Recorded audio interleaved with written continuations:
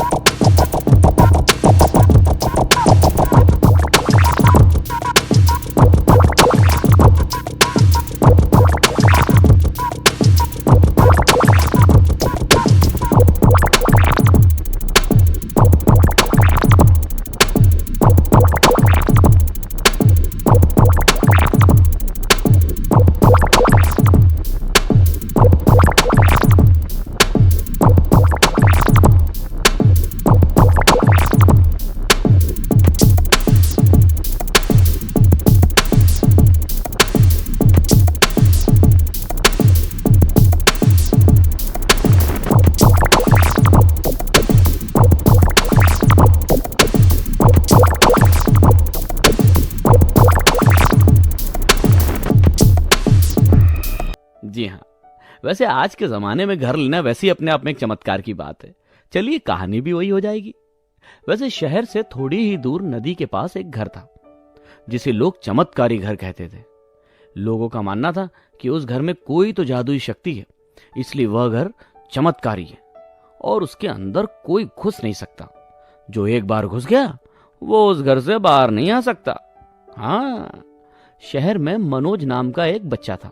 मनोज काफी पढ़ा लिखा था और अंधविश्वास पर भरोसा नहीं करता था। जब मनोज ने लोगों को इस तरह की बातें करते सुना तो मनोज ने उस चमत्कारी घर के बारे में पता लगाने की ठान ली। लेकिन जब भी वह वहां जाने की बात करता, मनोज की माँ उसको मना कर देती और गुस्सा होती। एक दिन तो मनोज अपनी माँ को कह बैठा, माँ, मैं अपने दोस्तों के साथ पिकनिक मनाने जा रहा हूँ, शहर से थोड़ा बाहर है, आप अपना ध्यान रखिएगा। ठीक है बेटा, जल्दी वापस आना, फोन करना ना भूलना, ध्यान रखना अपना। मनोज भी खुशी खुशी माँ को कहता है, ठीक है माँ, थैंक यू सो मच। और इतना कहकर मनोज वहां से अपना सामान लेकर चला जाता है और अपनी खोज शुरू कर देता है। जैसे ही वह उस चमत्कारी घर में जाता है, उसको कुछ कंकाल और खून के दाग दिखाई पड़ते हैं। यह सब देखकर मनोज चौंक जाता है। अरे ये क्या है? ये कंकाल? कहीं ये शहर के सब लोग सच तो नहीं कह रहे थे ना कि इस घर में कोई शक्ति है जो इस घर में किसी को आने नहीं देती? नहीं नहीं, ऐसा नहीं हो सकता, ऐसा कुछ नहीं होता, ये सब तो अंधविश्वास है और मैं इस सब बात का पता भी लगा कर रहूंगा। हाँ हाँ, आई एम ब्रेव। ऐसा सोचते सोचते मनोज इस बात का पता लगा लेता है कि उस चमत्कारी घर में दिन के समय कोई भी नहीं आता जाता, और इसी बात का फायदा उठाते हुए मनोज वहां कैमरा लगा देता है। और फिर मनोज सोचता है, अब पता चल ही जाएगा कि आखिर यहाँ कौन सी शक्ति है जो इस घर में किसी को आने नहीं देती। मनोज कैमरे को अपने मोबाइल से कनेक्ट कर लेता है, जिससे उसे उस चमत्कारी घर में ही हो रही हलचल के बारे में पता चले। फिर अचानक मनोज को वहां कुछ लोग दिखाई देते और वो फिर सोचने लगता है, अरे ये क्या हो रहा है? कौन है ये लोग? ये तो शहर के मंत्री जैसे दिखाई पड़ते हैं। जूम करके देखता हूं, कहीं तो नहीं है ये। अरे हाँ, ये तो मंत्री जी, मतलब मंत्री जी ने ये सब अफवाह फैलाई है। इतना देखते ही मनोज को सारी कहानी समझ आ जाती है। मंत्री जी वहां चरस, गांजा, ऐसी नशीली चीजों की तस्करी करते थे। मनोज तुरंत पुलिस के पास जाता है और जाते ही इंस्पेक्टर से क्या बैठता है, इंस्पेक्टर साहब, मंत्री जी ने भोले भाले लोगों को इस चमत्कारी घर की कहानी बताई और सबको डराया है। और मनोज अपने साथ सारे सबूत भी लेकर गया था। वो सब के सब सबूत वो पुलिस वालों के हवाले कर देता है। मनोज की इस बहादुरी के लिए सरकार उसे पुरस्कार देती है और मंत्री जी के पूरे गिरोह को गिरफ्तार कर लेती है और उस घर को तोड़वा देती है। मनोज सारे शहर वालों से कहता है कि किसी भी बात की सच्चाई जाने बिना किसी भी बारे में अपनी राय नहीं बनाना चाहिए। शहर वाले भी मनोज की इस बात को समझ जाते हैं। मनोज की माँ भी यह सब देखकर बहुत खुश होती है और मनोज से कहती है, वाह बेटा वाह, तूने तो मेरा नाम रोशन कर दिया बेटा। मनोज भी अपनी माँ का आशीर्वाद लेता है। तो दोस्तों, आज की इस कहानी से क्या सीखने को मिला? अंधविश्वास को सच्चाई नहीं मानना चाहिए, पहले सच्चाई का पता लगाना चाहिए, क्योंकि चमत्कार जैसी कोई चीज नहीं होती। ये सब डराने के तरीके हैं।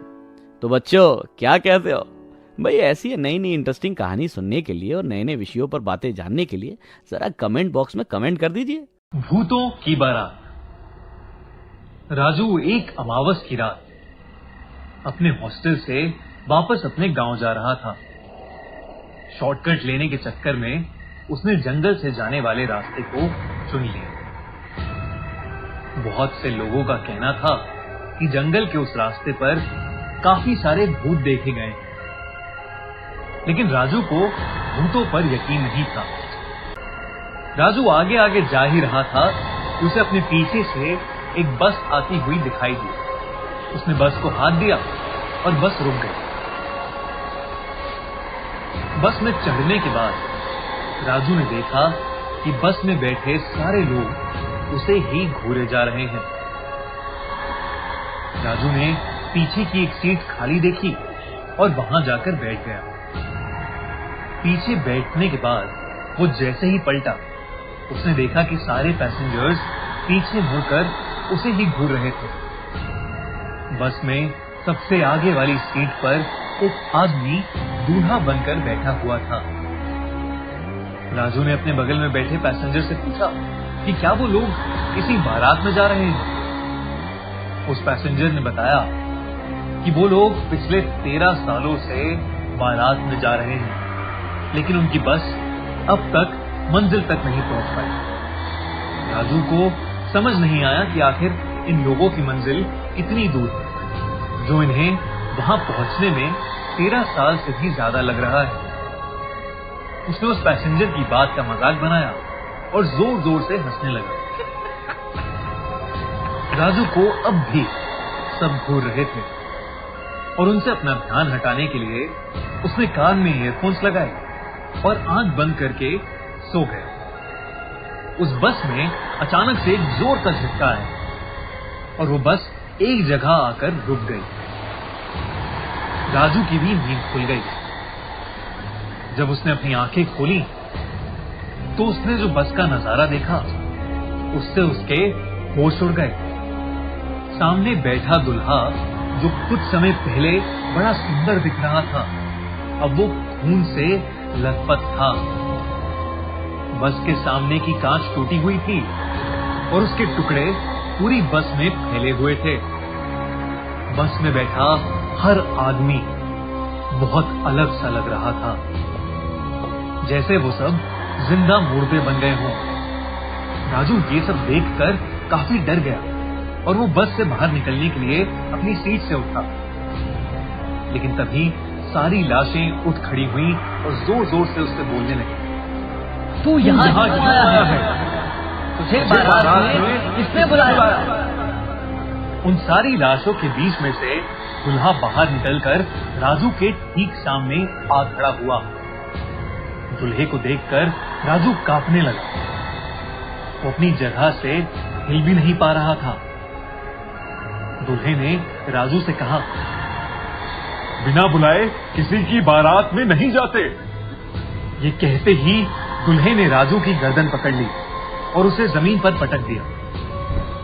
राजू वहां से निकलकर भागने की कोशिश करने लगा, लेकिन उन सभी लाशों ने उसे दबोच लिया और उसे मारने लगे। एक मुर्दे ने राजू के पैर पर 2-4 नाखून मारे, जिससे उसके पैर से खून निकलने लगा।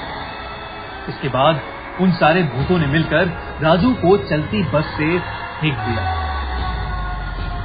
राजू जमीन पर आ गिरा और उसके सर में चोट लग गई। वो वहीं पर बेहोश हो गया। जब राजू की नींद खुली तो वो अपने घर में लेटा हुआ था। उसकी माँ उसके बगल में ही बैठी थी। राजू अचानक डर कर उठ गया और उसने अपनी माँ से कहा, वो भूतों की बारात वो चली गई क्या?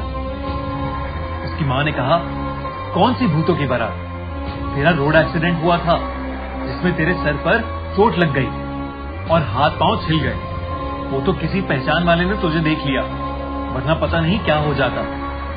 राजू को कुछ समझ नहीं आया, लेकिन उस दिन के बाद से राजू को उस जंगल वाले रास्ते पर हमेशा अमावस की रात एक बस दिखती है। उस बस में उसे वही सब भूत भी दिखते हैं जो उसे दूर से ही घूर कर देखते रहते हैं। सिर्फ राजू को ही पता है कि उसके साथ उस दिन कोई रोड एक्सीडेंट नहीं हुआ था, बल्कि उसका सामना भूतों की एक बारात से हुआ था।